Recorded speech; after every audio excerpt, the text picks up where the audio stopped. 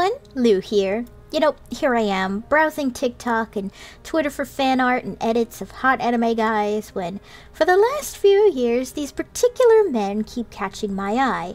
That and all the videos people make trying to dunk on it. Turns out, this game is called Love in Deep Space, and man, I have to talk about it. Love in Deep Space is a gacha and otome game created by Infold or Paper Games, the same people who made the Nikki games. I won't lie that because this game was made by Infold, I was trying to resist for a really long time because of how disappointing Infinity Nikki became in the last few months. Which you can see a ton of videos here on YouTube on why that game isn't any good anymore, but yeah, I had trust issues. However, I decided to give it a shot because what's the worst that could happen? It ends up shit and I make a video talking shit about it to word vomit to someone?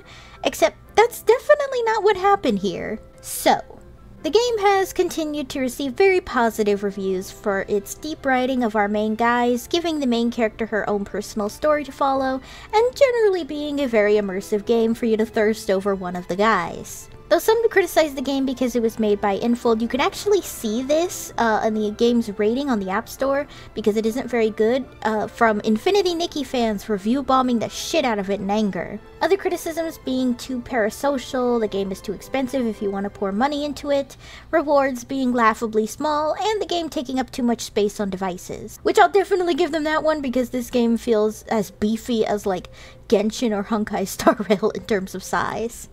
Now, while this game isn't explicitly 18+, it does dangerously teeter on it. Like, the game has scenes and audio very heavily implying the main characters and the guy are doing the boom-ba-ya. But it's like a PG-13 version of it where we get a fade to black before, I guess, they're ripping each other's clothes off. But still, they definitely don't make it subtle. So I personally wouldn't recommend this game to anyone under the age of 18, but you know, it's not inappropriate if an older teen wanted to play it too, I guess. So in this case, I'd say approach with caution, and for teens to please stay out of adult spaces in the Love in Deep Space community because it's just not fair to the adults, you know? So let's get started with the story. You play as you, or MC Works 2, you know, depends if you want to self-insert or not, who is a hunter of these creatures called Wanderers. This is a sci-fi that uses the power of the past and future together and a pocket world tunnel thing people gather information from called the Deep Space. Wanderers also drop these things called protocores when they die, like a Zelda enemy drops goodies, and the people of this world learn to harness their power to create a better power source for things like electricity and infrastructure. Though some protocores can be used as weapon enhancements, like seen with the massive Mafia group on Aquinas. Some people are also born with supernatural abilities, and these are called evil. It depends on the person as to what exactly they control, but just to get an idea of with the main cast here, Silas allegedly controls energy from life around him, Zane controls ice like Elsa, Xavier is light, Raphael is fire, and Caleb is gravity. Trust and believe their evols do actually play a part in the story. Over the story, the main character uncovers a massive conspiracy involving their past that they can't remember and ends up falling in love, plus stopping this grand conspiracy with whichever guy of the storyline you prefer.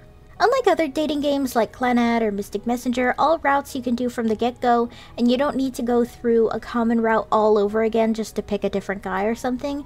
There's the main story to set everything up, and then from there you pick which route you want to see the next part of the story with.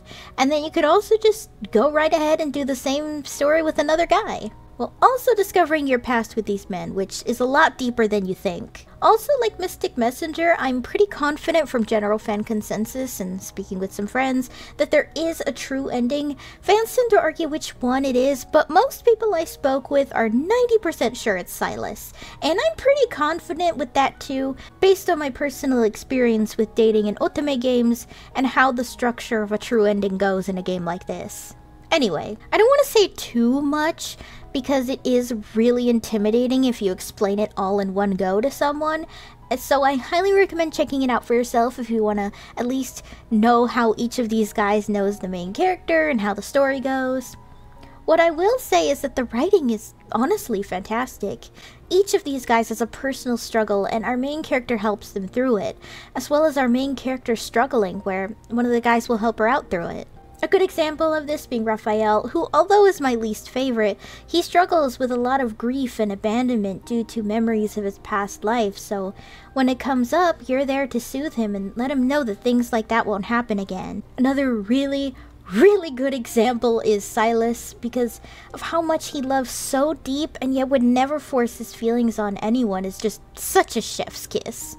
I swear, all the most romantic lines in this game come from Silas. There's a reason he's a fan favorite and why he's my favorite too. So yeah, the game's story is really good and each of the guys are really well written. Even though Xavier and Raphael are my least favorites, I still praise the game for being so well written.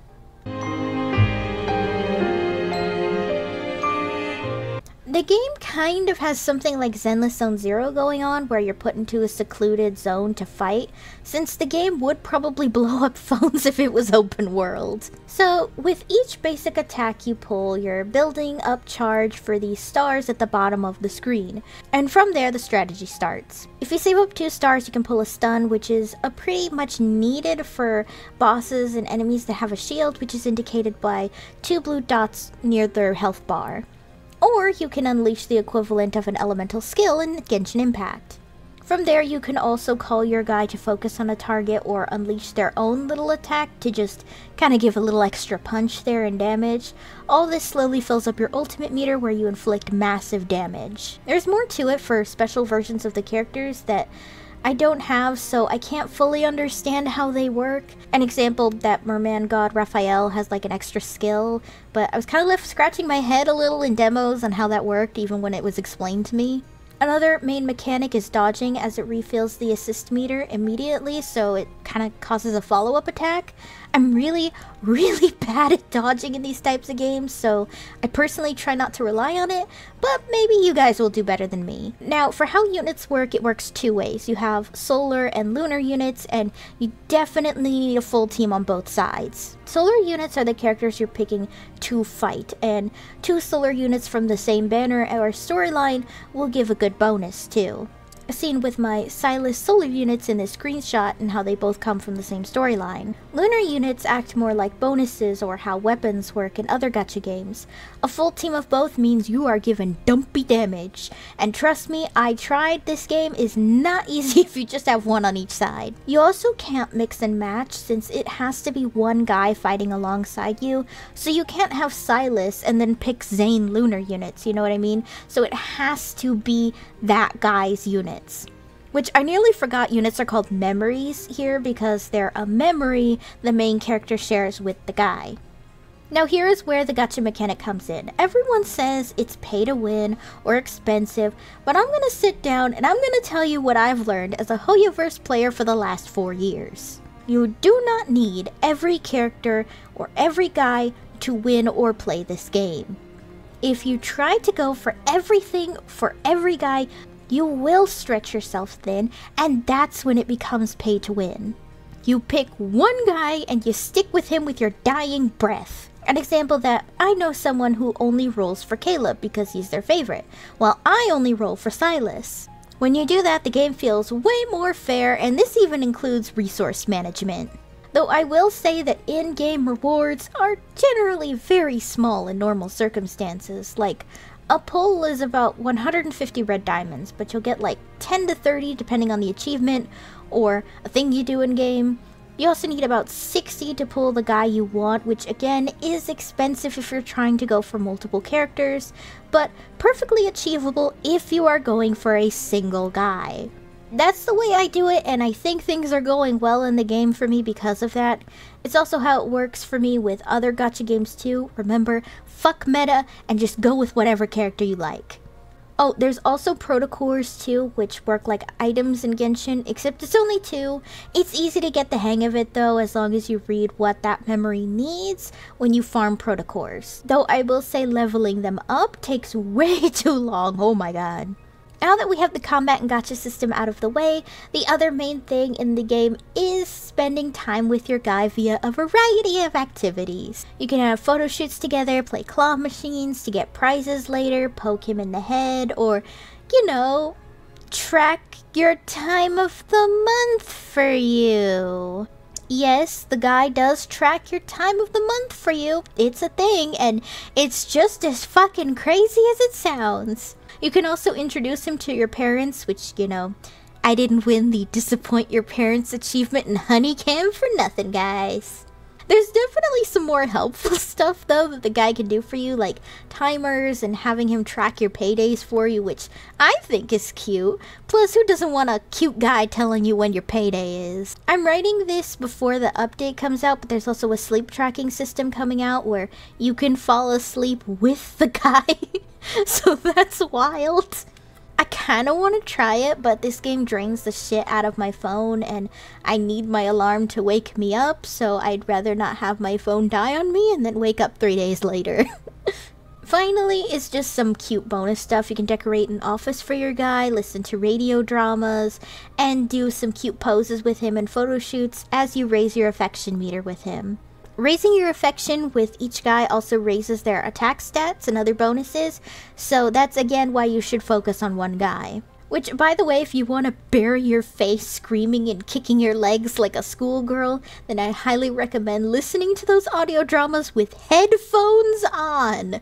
Trust and believe these voice actors have bills to pay and are more confident than I could ever be in my entire life, because I would shrivel up in a corner and die if I had to record any of this spicy shit. But yeah, while the gacha mechanics are not easy to be at the mercy of, it is playable and the game doesn't feel so greedy.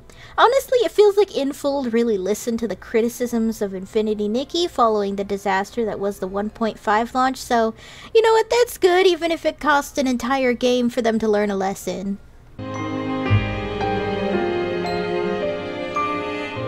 Guys, I love my game about pretty boys. I haven't been this giddy and locked into a game since Mystic Messenger way back in the day, and man, I needed a game like this. I love it so much. You can play Love in Deep Space on Android and Apple. There's no news for a PC release for the game though, but fans have been heavily, and I mean heavily, requesting it, so who knows if it'll actually happen, but that would be pretty cool if it did. The game is also very graphics intensive, so please keep your phone specs in mind.